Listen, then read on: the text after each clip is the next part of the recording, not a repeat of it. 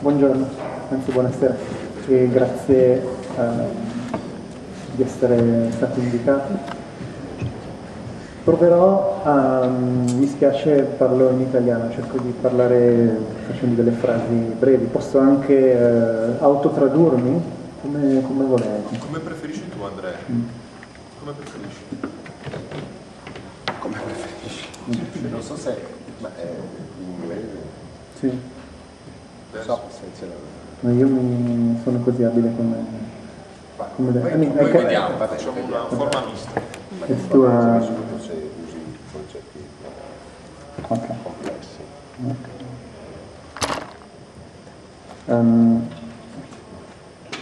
Provo a attraversare i vari topics che sono presenti nel soggetto di riflessione di questa sera, che riguardano evidentemente lo spettacolo e lo statuto delle immagini, attraverso tre opere che in un qualche modo credo segnino molto bene la mia esperienza, sia di curatore, in particolar modo del festival che per 10 anni ho co-curato a Bologna, che si chiama NetMe, un festival sui live media, e di persona che riflette su quello che sta facendo.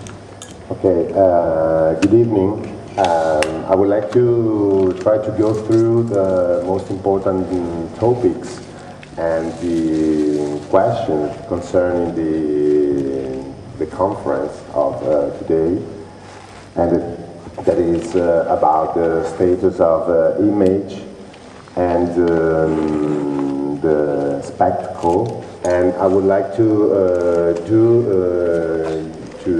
this by discussing about three different works. And the first of all is one of the a festival that I've been organizing for 10 years. No, prima Prova a farlo tu, forse. Sorry, I'm gonna go improvise in English. It's a little bit broken, but okay. The first piece I'm going to show is by Cory Arcangel, and it's a piece of 2005. Of course, it's not a piece, it's just a representation, a trace of a piece, and we're going to use the sound.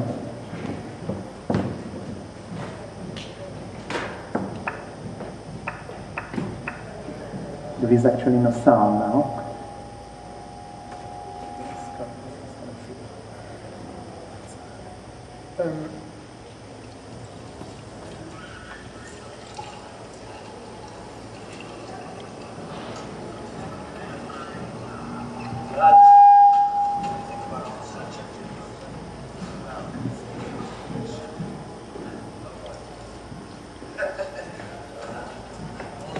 It doesn't work. Can you hear something?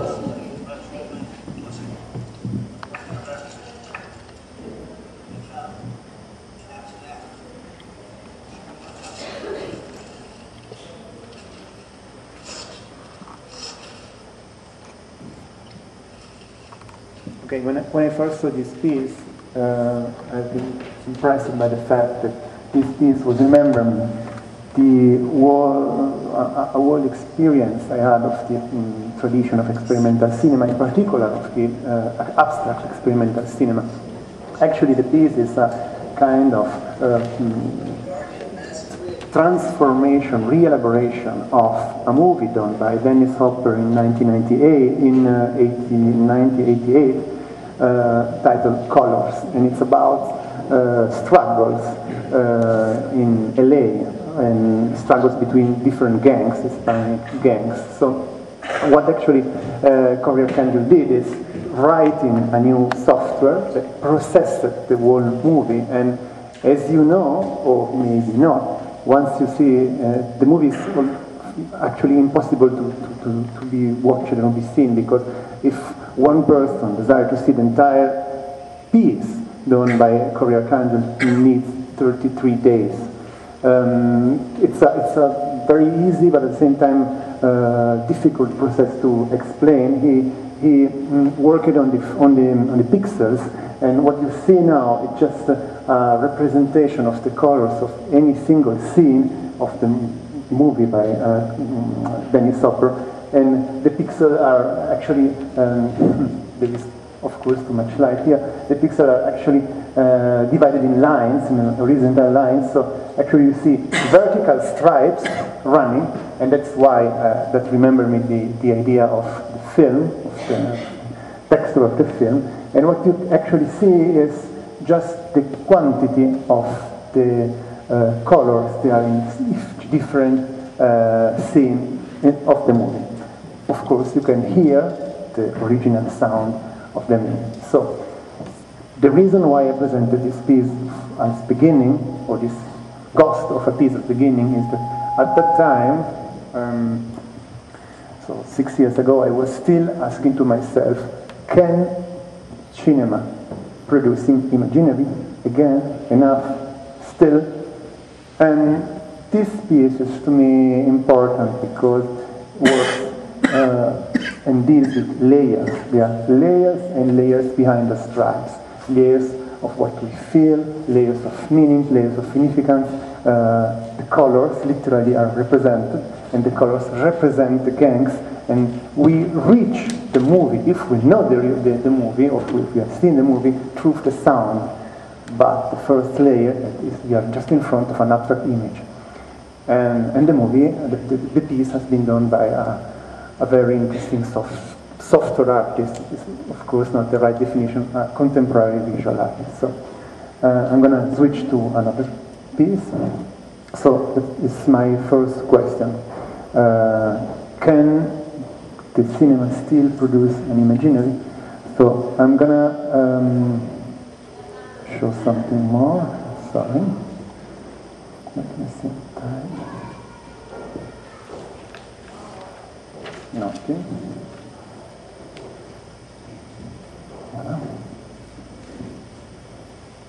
Okay.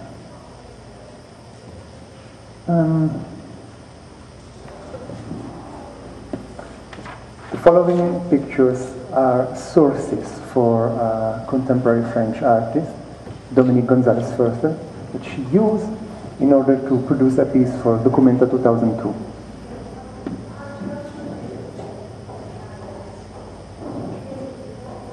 Different places, different parts in the world. Brasilia, India, in general in the tropical area, which match actually very well. So this is the final piece entitled Park, A Plane for Escape in 2002, and it's actually an apparatus, a sort of strange trace of a movie theater, but it's in the open space, it's in the public space, in a park. And of course, around the strange apparatus, there are some bizarre objects that, of course, doesn't belong to the landscape of Kassel. There is a cactus, there is a palm, and the apparatus itself. The piece is invisible during the day and visible only during the night, and what you can see is a sort of ghost of a movie once again. So, I'm gonna run a little bit and show you something that unfortunately needs strong sound. Let's see if we can have it.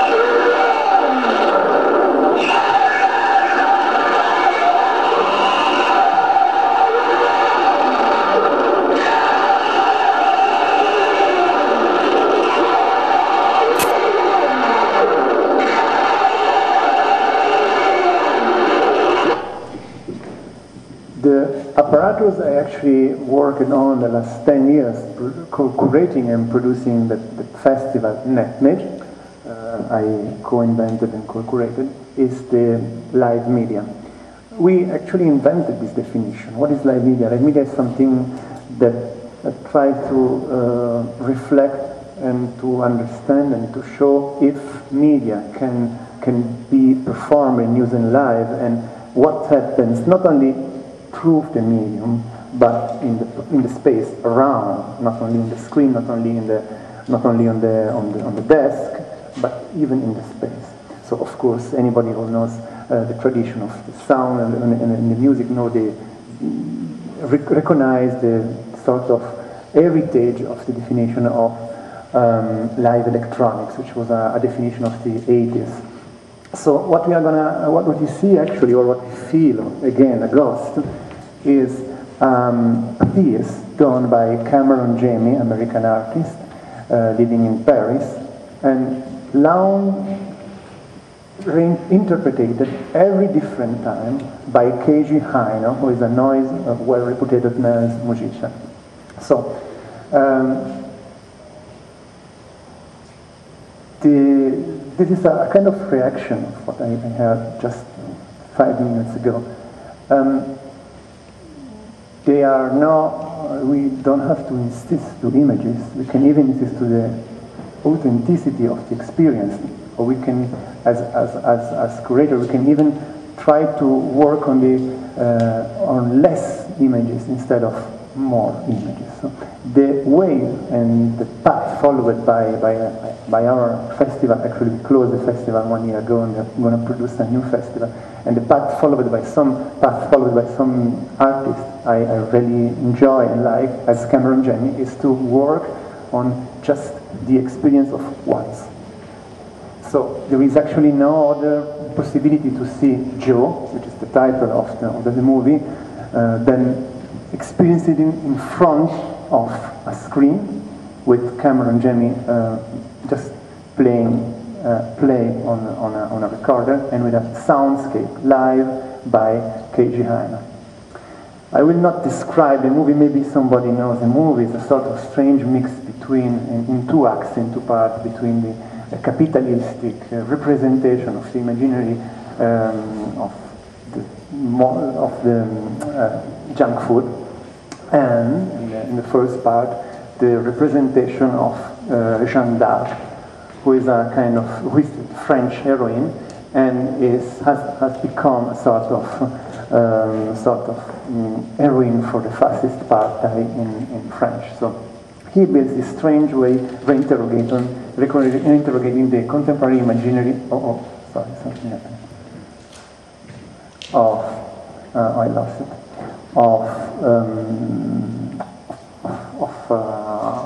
Our roots, where the roots of the contemporary imaginary are in our society.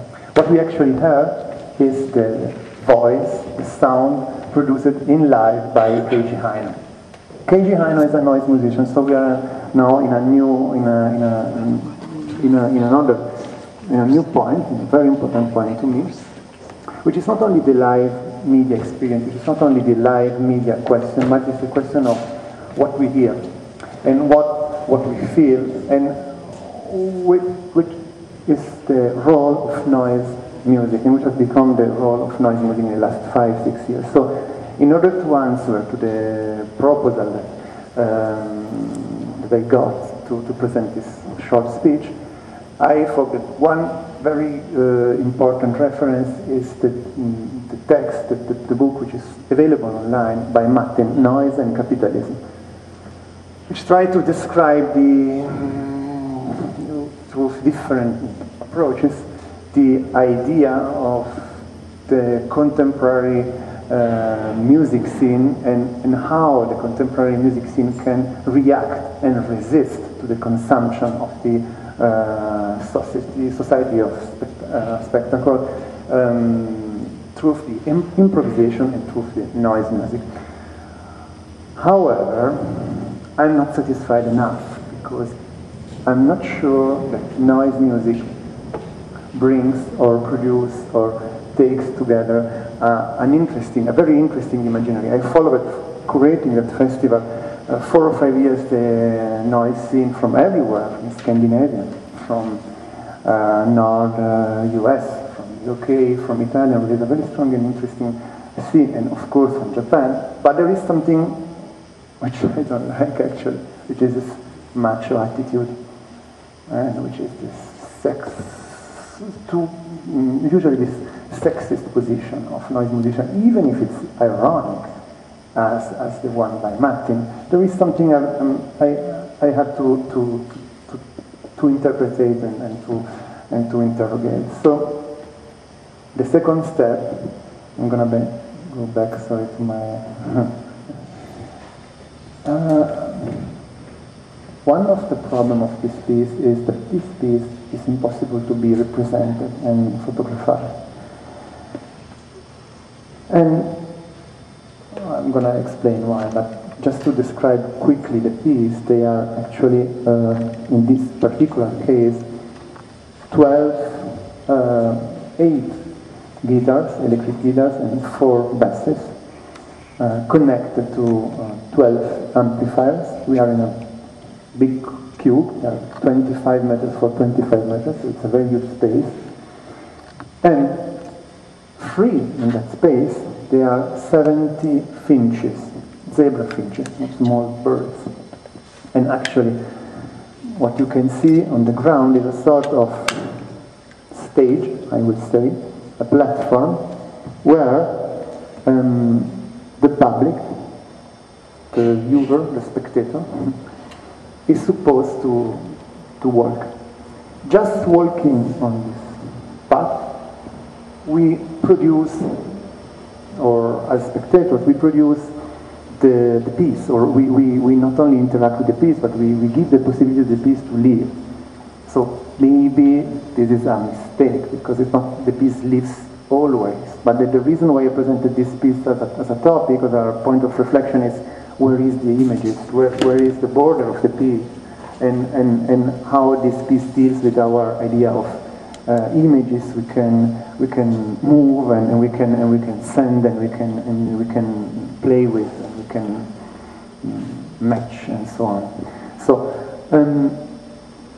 we work on the piece, and the finches, of course, jump from the floor to a guitar, or from a guitar to the other, or fly free in the space, producing something like a strange post-rock David Grubbs piece, or a crazy, I don't know, Thurston Moore solo, or a Celeste Boursier-Mougenot ambient piece, which is actually the sound he really likes. So I have 3 problems that I will just punctuate, and they are, I think, interesting problems reflecting on the piece and on the topic we are discussing this afternoon. The first one is the liveness, and again, what live means, what live is, and what live means. Liveness is a definition that comes in the tradition of video, from a very interesting text wrote by Bill Viola in the 80s. He thinks that video has a specificity which is not only the live possibility to see myself through the camera on a screen, but it's even the liveness inside the tube, inside the screen, the liveness done by the pixel, living, literally. So I transpose this idea of liveness on my curatorial attitude, and I still explore this idea of liveness. And in front of this piece, or inside this piece, which I always think when the piece begins and when the piece finishes, actually, and what liveness means in relation to this piece. And of course, the piece works always, but the sound of the piece is just following us once we are inside the space. The second problem I have with this piece, and it's an interesting problem, it's probably the reason why it's magic, this piece is magic, is how can I frame this piece, actually? why any picture is impossible, why as spectator, I am attracted by the idea of just represent the protagonist, the supposed protagonist of the piece, of the Finches, and how this actually doesn't work and doesn't belong to the reality of the piece, to the essence of the piece. So, of course, any installations in S.A.L.E deals with this site specificness in this question of being unrepresentable. But I think this piece, as some others, and to give an example, the one done by Cameron Jamie, has this specificity of frustrate our condition of representation and framing something. And the third problem has to do with something we are going to explore. Somebody is going to explore later, maybe better than me, and it's the property. There are two kinds of properties we have to consider. The first one is the property of the birds, which is very stupid. Who is the owner of the birds? And what are the birds doing actually in this piece, and how they are working? Are they free or not? Of course they are not free, but they are more free than usually because they live in small cages. And what are the birds doing? And the birds actually belong to who once we are outside? I'm not speaking about the person who owns the birds literally, but I'm speaking about what happens in our normal experience in the world. So there are two other categories I will touch quickly. Landscape. Can we speak about landscape today? And who belongs to the landscape? Actually, the idea, the representation of the landscape. And of course, portrait, which are the problem of the image we saw just one minute ago. And then again, there is another question of property, which is a 80s question, and it's we are as spectators, we are the person that activate the piece. As spectators, we are the person that work in the piece, and we are kind of co-protagonists together with the birds. But once somebody puts a picture of me online, as millions of persons did, even if the artist does not take picture, not because of the property, but because of the fact you cannot feel the piece once you see just your frame in a photo camera. What happens to your identity, and why can I struggle with the owner with the supposed owner of the picture? So there are three different questions, and they are maybe stupid and old questions, but they are questions that are activated by this piece, and they are questions that somehow resonate with the topic of this seminar. So I don't have solution. I just react to what I heard 10 minutes ago, 15 minutes ago. So I'm going to finish now. The two examples of pieces I show you. The one done by Cameron Jamie, I forgot one, and I don't have time enough, and the second one done by Céleste Bourset-Mougenot, which is titled, to be clear, From Here to Earth.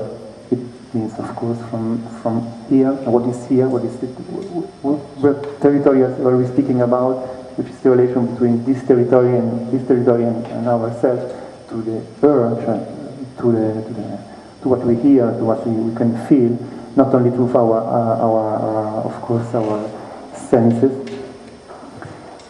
And it's a question of pieces that construct themselves during the time. So once again, I react to what I heard. There are pieces that are in mutation, and that's the reason why I think they can be relevant and significant in relation to our seminar. And they build themselves, and they build their magic or awful condition in life. And that's why I was so interested by the idea of liveness, and that's why I think that the question of the entertainment or spectacle, which is of course not the same, are so relevant in the seminar and as topics of the seminar of this evening. So I'm sorry, I've been very confused because I thought to speak in Italian. I've been distracted a little bit, but I hope I just conclude some thoughts.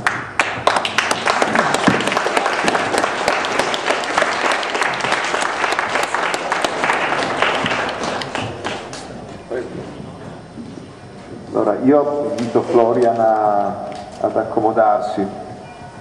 Io credo che ci siano già molti